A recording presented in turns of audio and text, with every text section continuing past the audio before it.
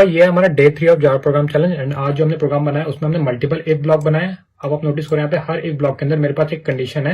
अब ये जो मेरी कंडीशन है बेसिकली एक वेरिएबल के ऊपर डिपेंड है, जो कि है स्ट्रिंग टाइप का वेरिएबल, ठीक है, जिसके अंदर मैंने दीपांशु स्टोर किया है। ठीक है, तो यहाँ पे जिस भी इफ ब्लॉक की मेरी कंडीशन सेटिस्फाई होगी उसका जो रिलेटेड स्टेटमेंट है वो प्रिंट होगा। ठीक है, तो इस प्रोग्राम को रन करते हैं और देखते हैं कौन सा इफ ब्लॉक जो है मेरा एग्जीक्यूट हुआ है। तो यहाँ पे मैंने अपना प्रोग्राम रन कर दिया और यहाँ पे मेरा ब्लॉक सेकंड, 4 एंड 6 ये 3 ब्लॉक जो मेरा एग्जीक्यूट हुआ है। ठीक है, अब ब्लॉक सेकंड की बात करते हैं तो यहाँ पे मेरा जो नेम है उसके अंदर क्या स्टोर है, दीपांशु। ठीक है, अब ये जो डबल इक्वल ऑपरेटर है मेरा, ये बेसिकली क्या करता है काम, ये मेमोरी के जो लोकेशन है उसको कंपेयर करने में हेल्प करता है। ठीक है, उन दोनों की जो लोकेशन है ये दोनों एक ही जगह पे स्टोर है। ठीक है, बेसिकली दोनों एक ही है। तो इस केस में मेरा ये कंडीशन जो है एग्जीक्यूट हुआ है। अब हमारा जो फोर्थ ब्लॉक एग्जीक्यूट हुआ है इसमें बेसिकली हमने यहाँ पे यूज किया है इक्वल्स मेथड का। ठीक है, तो ये स्ट्रिंग जो है बेसिकली एक रैपर क्लास है जिसके अंदर हमारे पास इक्वल्स मेथड आता है। तो बेसिकली ये चेक करता है कि आपका जो डेटा है जो आपने पास किया यहाँ पे पैरामीटर, ये हमारा इक्वल है मेरे एक्चुअल वैल्यू के, जो कि ट्रू है। ठीक है, तो इस केस में मेरा फोर्थ ब्लॉक भी जो एग्जीक्यूट हुआ है और लास्ट में मेरा एग्जीक्यूट हुआ था सिक्स्थ ब्लॉक। ठीक है, तो इस केस में आप देखो यहाँ पे मेरा एक और मेथड आता है स्ट्रिंग